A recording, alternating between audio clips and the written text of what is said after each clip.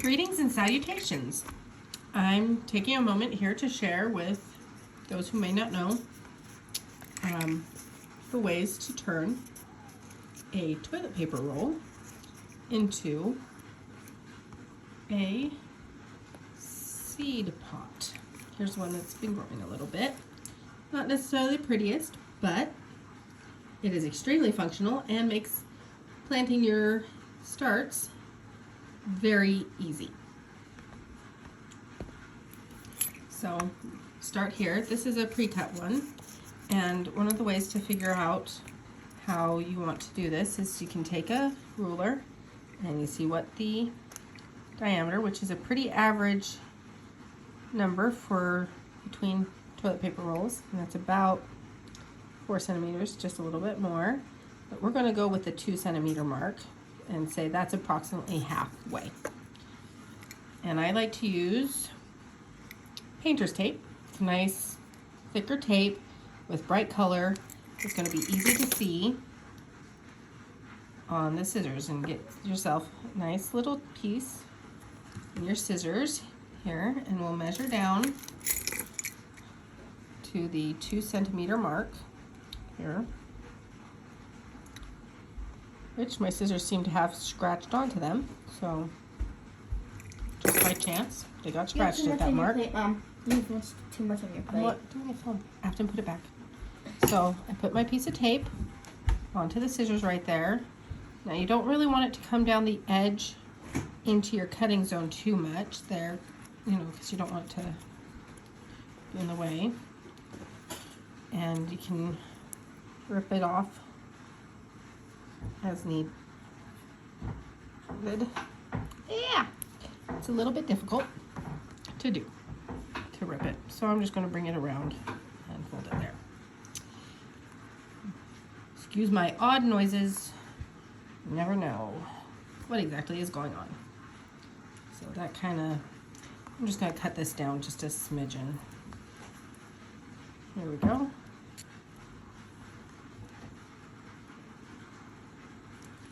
So you want just enough to mark your scissors, but you don't want it to get pushed off of the scissors while you're working. Try and keep my hands under the camera here so it's easy to see what's going on. Okay, let's see, where's that mark? Oh, on that side. How fortuitous. Hey, Mom. Right there. Yeah. Here we go. Mom, every young tubber has to have kids. Oh. Miha. Hush, please, for a little bit. All right. So there we go. This one is marked at approximately 2 centimeters in. Okay.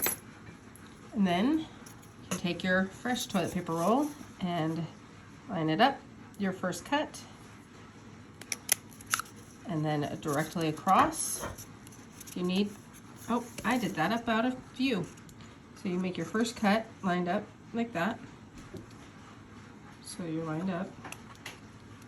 And then you can, if you need to find out the halfway point, make a just kind of little squish and line it up again and cut. And then we bring those two together, and it will show us where our next 2 cuts will be to help make a bottom of a box out of our lovely roll here.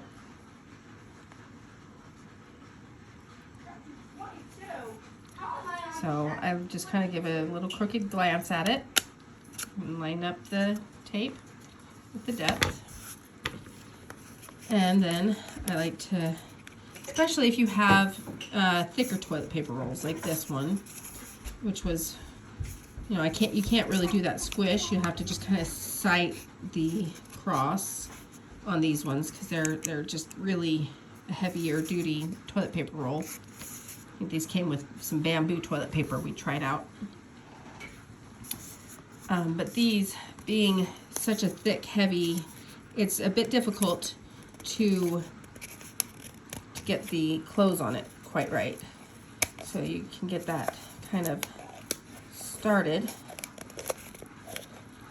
But to bring it back up and get a flap underneath, it's much easier to slightly, so let's bring that one out like this.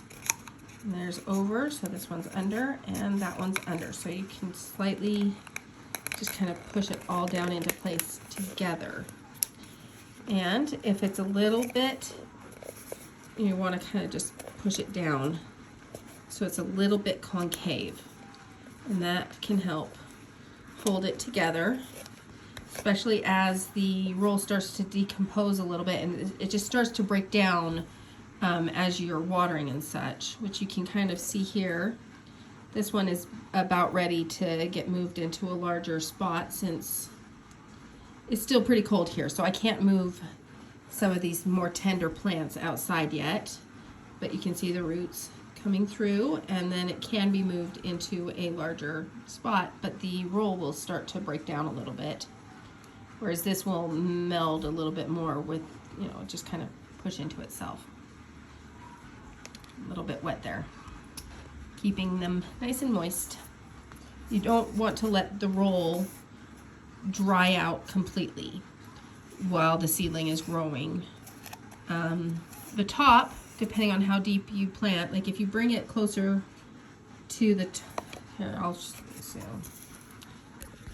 show you a picture here of some of my seeds.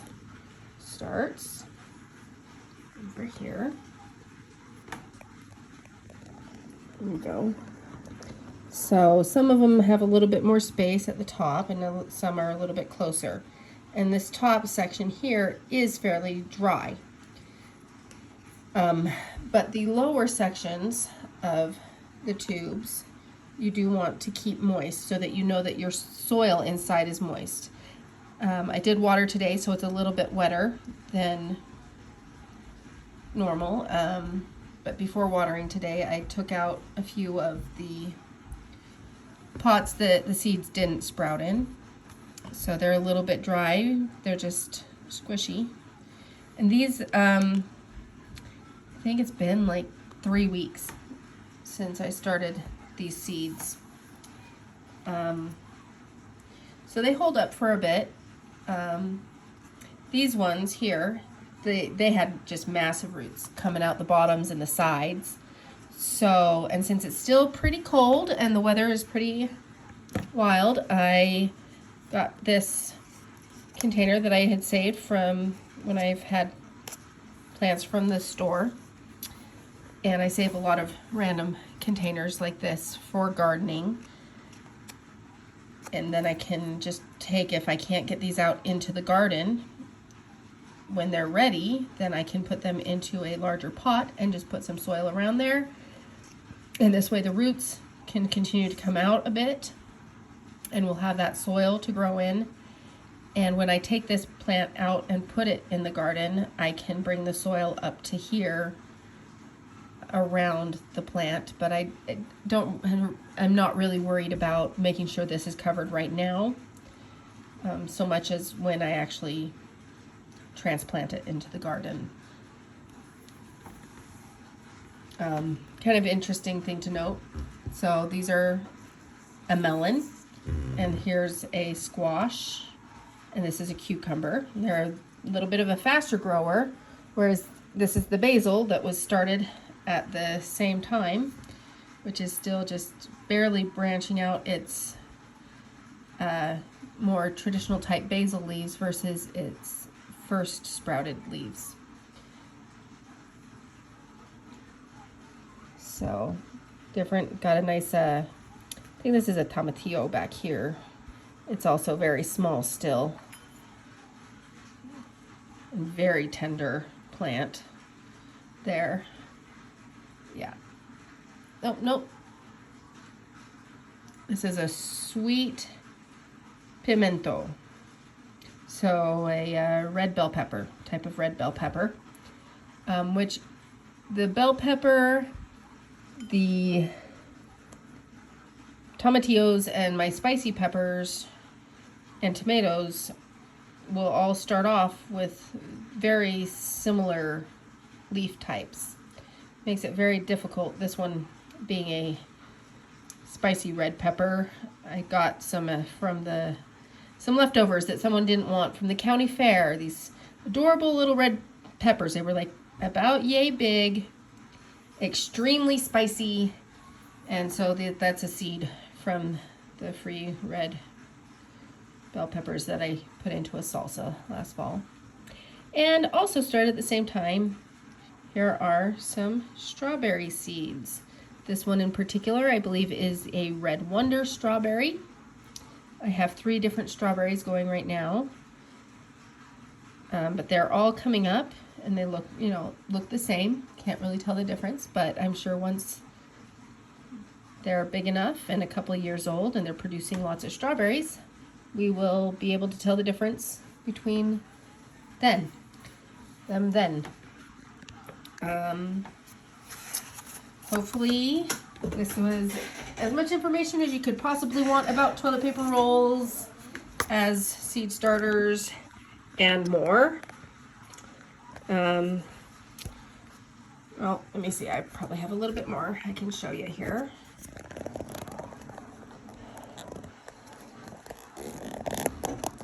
Okay, so as you can see, I've got them in a bin so that I can water, and I'll bring up the water to maybe just about right there when I water so that it can suck it up every couple of days or so.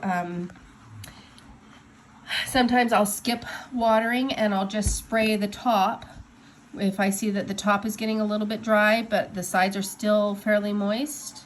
Then I'll just use a mister spray bottle. Here's my misting spray bottle that I got at a hair supply store. So it's just some nice water that you can just mist over the top of the plants and just kind of keep it moist at the top of the soil, especially in the early sprouting stage. And that will also can help your toilet paper rolls to last a bit longer if you're not always having to fill the bottom with enough water to soak it up to the top. So when your seeds are first starting, just a nice mist every other day to keep the top of the soil moist, keep those seeds moist, especially if they're more surface sow seeds, will allow the bottoms to not start to break down quite as fast. I have a high wood chip content in the mix of soil that I'm using to start my seeds, so I also got a lot of mushrooms that mostly have broken down so far, but this is the current, I don't know what kind it is, but it's a fun little addition and shows that you've got some good soil health if you've got some fungus growing in there with your starts. From what research I have done, there's nothing to worry about if that does happen. And it's actually fairly common. So just kind of get them in there. You'll want to maybe move them around, and you'll want to definitely take them out and check for if roots, especially when they get bigger, to see if the roots are coming out and spreading, because if they mix too much, it can be difficult to separate the roots from each other, or as it was the case with some of these big ones, as I was trying to separate them out, some of their roots grew into the other toilet paper rolls. I think these roots in particular are from this plant, which is a melon, a tiny little pocket melon. But there were roots from other plants that were all tangled up with it. So pretty soon this one will need to get placed into a larger container, because I've got a couple more weeks before I can put any of these outside. So there you go. Lots of fun info, and I hope it's very helpful. If I missed anything, that I'll go over the closing one real quick one more time, just because that was a difficult one for me to figure out. If you cut a little deep, it can invert a little bit, and that gives it some really good strength for holding the soil when it inverts just a smidgen there. You can kind of see it more at this angle, I guess, or nice and flat. It can have, you know, if you've got kids, or my daughter was helping me to cut up all the rolls that I did for all my seed starts, which was about 100 rolls, I think, that we had to do the cuttings for. And so you'll have your scissors marked, and it was easier for her when I marked both sides of the scissors. So it didn't matter which way she happened to be looking at the scissors, she could see where the lineup needed to be. So you can do it this traditional kind of way, where like when you're closing a normal box kind of a thing.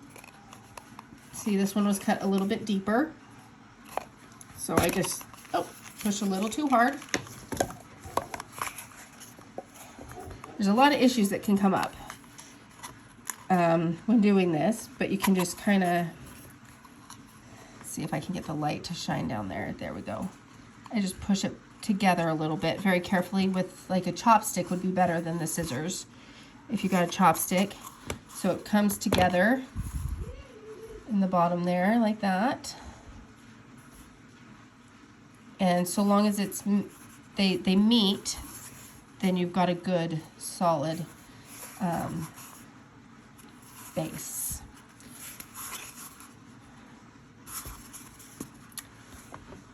Thanks for watching, and I hope this is very, very helpful for you. Yay, my dirty hands. Okay, bye.